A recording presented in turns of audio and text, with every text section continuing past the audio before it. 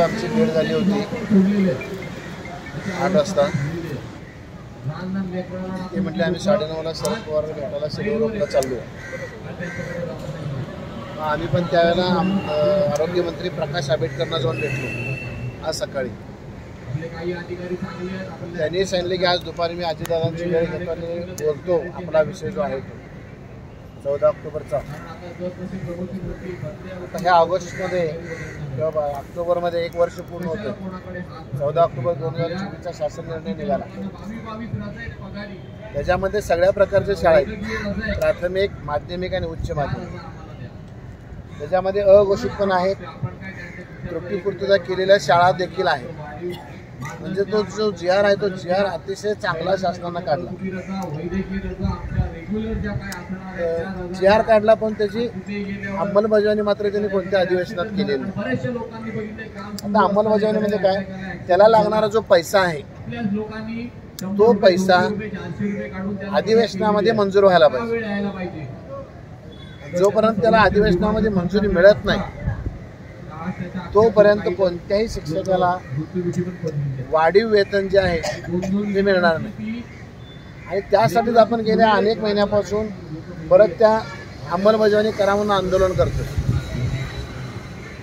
आणि हे आंदोलन म्हणजे टीम वर्क आहे, पुन्हा एकाचं काम नाही आहे।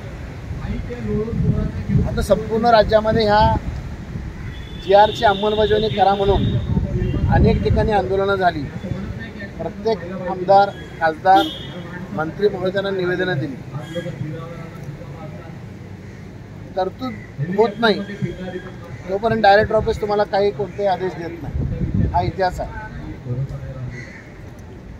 काही जण म्हणतात की बाबा टप्पावाढीचे पत्र मिळाले पाहिजे।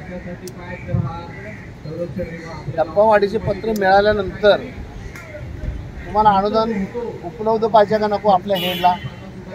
आपली जी 4 हेड आहेत त्या हेडला अनुदान जर उपलब्ध नसेल तर तुम्हाला त्या टप्पावाढीच्या पत्राचा काही उपयोग नाही आहे। ऑलरेडी आमच्या कोल्हापूर विभागामध्ये टप्पावाढीचे पत्र आम्ही त्याच वेळेला घेतले। सगळ्या शाळांना टप्पावाढीचे पत्र आहेत, वाढीव टप्प्याची 20ला 40, 40ला 60, 60ला 80। मग ती पत्र घेऊन आम्ही बसलोय। हे टप्पावाढीचे पत्र असून देखील अनुदान देऊ शकत नाहीत, कारण त्याचं जे बजेट आहे ते बजेट अधिवेशनामध्ये मंजूर होणं आवश्यक आहे। नुसतं GR होणं उपयोगाचं नाही आहे। पण त्या वेळेपासून आम्ही सांगतोय की बाबांनो योग्य दिशेनं आंदोलन झालं पाहिजे। पण तिथे काल आता सांगितलं वाघ सरांनी काहीतरी कोण जर विचित्र बोलून जातं त्यामुळे काही आमदार महोदय म्हणजे त्यांच्या मनाला लागतं। पहिला त्यांना अभ्यास करायला सांगायला पाहिजे, स्वतः अभ्यास करा बोलण्या अगोदर। नाही तर उचलली जीभाने लावली टाळ्याला असं करून काय उपयोग नाही।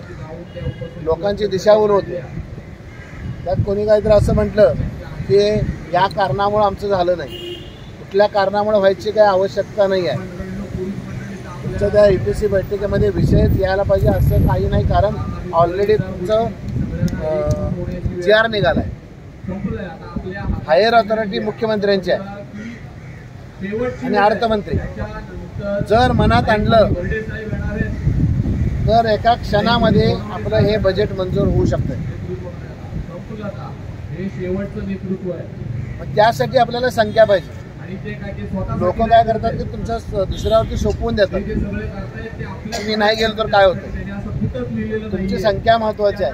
आपण सांगतो 50,000 60,000 लोक, नुसता आकडा फुगीर दिसतो आणि प्रत्यक्षामध्ये किती लोक आहेत शासन याचा सुद्धा विचार करतं की खरंच या लोकांना टप्पावाढीची आवश्यकता आहे का।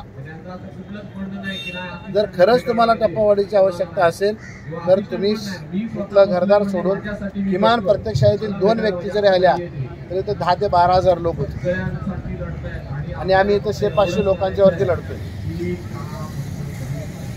ही तुमची भूमिका चुकीची आहे। 30 तारखेपासून अधिवेशन सुरू होतंय। अधिवेशनामध्ये सगळे मंत्री, सगळे आमदार, सगळे नेते राज्यातले मुंबईमध्ये असतात।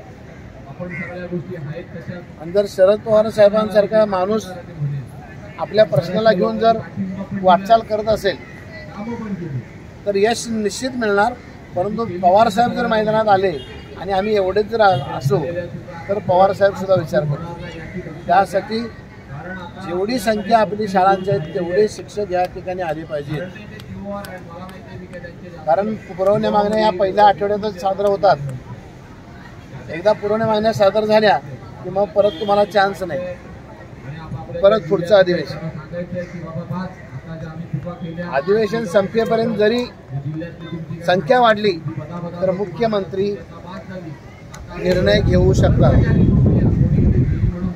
परंतु आपल्या लोकांना कळणं झालंय की बाबा मी नाही गेला तर चालतंय, होतंय आपोआप काम. आणि प्रत्येक वेळेला नवीन चेहरे असतात, नवीन चेहऱ्यांचे नवीन विचार असतात.